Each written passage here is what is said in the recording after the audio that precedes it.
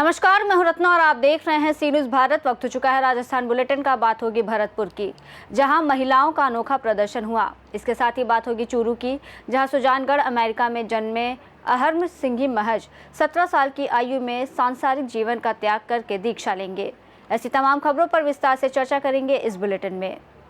खबर अलवर से, जहां भारतीय कम्युनिस्ट पार्टी शहर कमेटी अलवर की ओर से कालीचरण जोशी की अध्यक्षता में काली मोरी अंडरपास निर्माण के लिए पीडब्ल्यूडी कार्यालय अलवर में धरना दिया गया।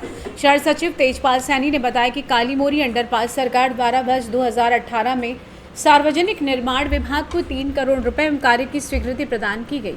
रेलवे द्वारा पूर्व में काली मोरी फाटक को बंद करने के कारण सरकार ने अंडरपास का विकल्प आम जनता को दिया था। सार्वजनिक निर्माण विभाग द्वारा इस अंडरपास का निर्माण दिसंबर 2022 तक पूरा करना था, परंतु अभी तक कार्य पूरा नहीं किया गया। पूर्व में रिलीविंग गार्डर भी मंगवाए जा चुके हैं व किसी भी अन्य स्थान पर भिजवाए जा चुके हैं। प्रशासन पटरी पार 50,000 की आबादी की परेशानी दूर करने में अपने आप को असमर्थ महसूस कर रहा है। इस कारण अंडरपास निर्माण कार्य को आगे नहीं बढ़ा पा रहा है। भारतीय कम्युनिस्ट पार्टी शहर कमेटी अलवर ने सार्वजनिक निर्माण विभाग कार्यालय पर धरना प्रदर्शन करने का निर्णय लिया और कहा कि जब तक काली मोरी अंडरपास का निर्माण नहीं होता, संघर्ष लगातार जारी रहेगा। धरने पर गजराज सिंह, राजकुमार बख्शी, सीएम बैरवा, मथुरा प्रसाद जांगिड़, सुबे सिंह चौधरी, अनंत कुमार, बाबूलाल गौड़, मनमोहन सैनी, पदम शर्मा, रमेश कालड़ा, रामबाबू शर्मा, अशोक शर्मा, राजेंद्र चौधरी, महेंद्र सैनी, प्रदीप कुमार शर्मा, तिलक राज, राकेश तिवारी आदि मौजूद थे। अलवर से सी न्यूज़ संवाददाता राजकुमार गुप्ता की रिपोर्ट। भरतपुर जिले के उज्जैन कस्बे के वाटर बॉक्स कॉलोनी में जलभराव व गंदगी की समस्या से परेशान महिलाओं ने अनोखे अंदाज में ढोलक मंजीरा बजाकर श्रीनाथ जी के भजन कीर्तन के जरिए प्रशासन को जगाने का प्रयास किया। कई बार शिकायत के बाद भी समाधान न होने पर महिलाएं झंडे बैनर लेकर एसडीएम कार्यालय पहुंची और प्रदर्शन किया। उन्होंने मुख्यमंत्री भजन लाल शर्मा तक बात पहुंचाने की मांग की। महिलाओं की शांतिपूर्ण लेकिन प्रभावशाली प्रदर्शन से प्रशासन में हलचल मच गई। कुछ अधिकारी मौके से हट गए तो कुछ दूरी से नजारा देखते रहे। प्रदर्शन के दौरान महिलाओं ने ज्ञापन भी सौंपा। वहीं प्रशासन ने मीडिया कवरेज रोकने की कोशिश की। भरतपुर से सी न्यूज़ संवाददाता रीना सोनी की रिपोर्ट। आज जिले में प्रभारी मंत्री सुरेश रावत ने विधायक नौझाम चौधरी और विधायक शैलेश के साथ कलेक्टर व जिला प्रशासन के अधिकारियों की मौजूदगी में जिले की प्रगति रिपोर्ट की समीक्षा की। बैठक में विकास कार्यों, बजट प्रावधानों और जन कल्याणकारी योजनाओं की स्थिति पर चर्चा की गई। प्रभारी मंत्री ने अधिकारियों से आम जनता से जुड़ी समस्याओं, खासकर गर्मी में उत्पन्न होने वाले पानी और बिजली की समस्या को गंभीरता से लेते हुए समय रहते समाधान के निर्देश दिए।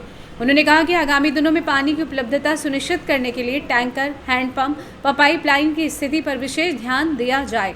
साथ ही बिजली आपूर्ति निर्बाध रहे, इसके लिए विभागीय तालमेल बनाए रखा जाए।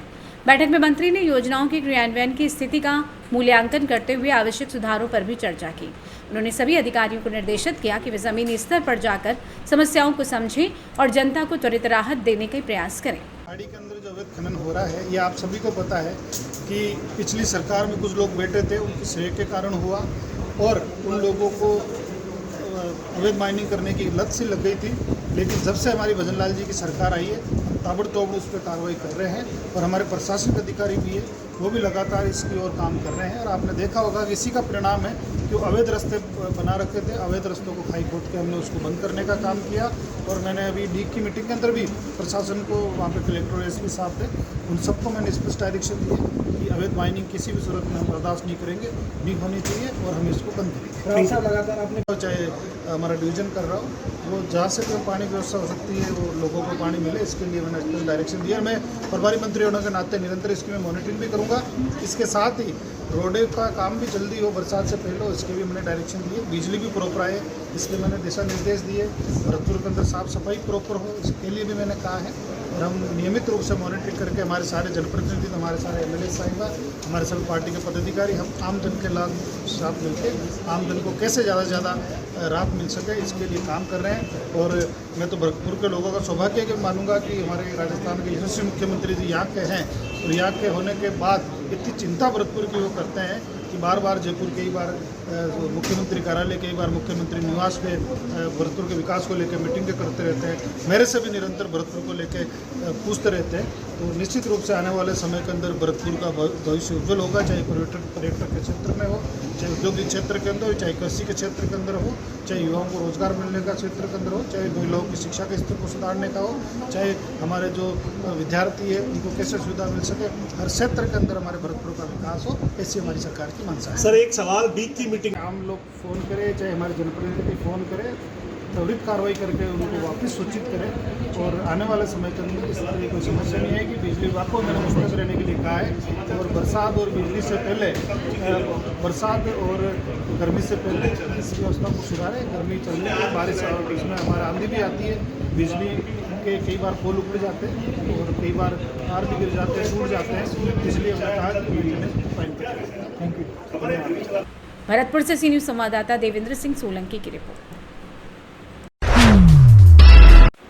जयपुर नेशनल हाईवे के पास उलूपुरा कमालपुरा के पास शिवा आश्रम श्री पंच जूना अखाड़ा नगला जग्गी ओलेंडा आगरा में राष्ट्रीय संत दिगंबर परमहंस शोभानंद भारती के सानिध्य में चल रहे धार्मिक कार्यक्रम में 4 मई से शुरू हुई रामकथा का समापन हो गया है। अब 13 से 21 मई तक जगतगुरु रामानुजाचार्य स्वामी रत्नेश प्रपन्नाचार्य महाराज द्वारा शिवपुराण कथा होगी। 14 से 24 मई तक 5121 कुंडी रुद्र महायज्ञ और रासलीला का आयोजन होगा।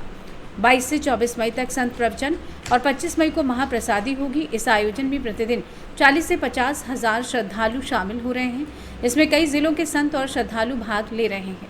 संतों का स्वागत पूर्व जिला परिषद सदस्य जगदीश मीणा, बैराज ब्रजेश मीणा, सलेमपुर खुर्द व मुन्ना गर्ग भुसावर वाले आदि ने किया। भरतपुर से सी न्यूज़ संवाददाता रीना सोनी की रिपोर्ट। सुजानगढ़ अमेरिका में जन्मे अहम सिंघी महज 17 साल की आयु में सांसारिक जीवन का त्याग करके दीक्षा लेंगे। सुजानगढ़ निवासी कोलकाता प्रवासी अहम का 9 साल की उम्र में ही वैराग्य भाव जागृत हो गया था। अब अहमदाबाद में 3 सितंबर को आचार्य श्री महाश्रमण के सानिध्य में दीक्षा ग्रहण करेंगे। अहम के माता पिता अजय सिंघी ज्योति ने बताया कि अहम के जन्म के 2 साल तक अमेरिका में रहे, बाद में कोलकाता आ गए। कक्षा 11 में ही अहम के वैराग्य भाव जागा और उन्होंने पढ़ाई छोड़ दी। वर्ष 2017 में कोलकाता में चातुर्मास के दौरान उन्होंने ठान लिया कि वे संयम के पथ पर अग्रसर होंगे और धार्मिक ग्रंथ पढ़ने लगे और साथ ही जैन मुनियों की सभा में जाकर प्रवचन सुनने लगे। सभी आम पिछले 6 माह से आचार्य श्री महाश्रमण के साथ ही रह रहे हैं। इनका एक भाई IIT की पढ़ाई कर रहा है। सुजानगढ़ में 32 साल बाद फिर मौका आया है जब यहाँ से कोई दीक्षा ले रहा है। इससे पूर्व योगेश मुनि ने यहाँ से दीक्षा ली थी। शासन श्री साध्वी सुप्रभा के सानिध्य में अहम का मंगल भाव कार्यक्रम आयोजित हुआ। इस अवसर पर अहम ने कहा कि दीक्षा का उम्र से कोई संबंध नहीं है। चूरू राजस्थान से सी न्यूज़ संवाददाता पवन शर्मा की रिपोर्ट। फिलहाल इस बुलेटिन में बस इतना ही। देश और दुनिया की तमाम बड़ी खबरों के लिए देखते रहिए सी न्यूज़ भारत।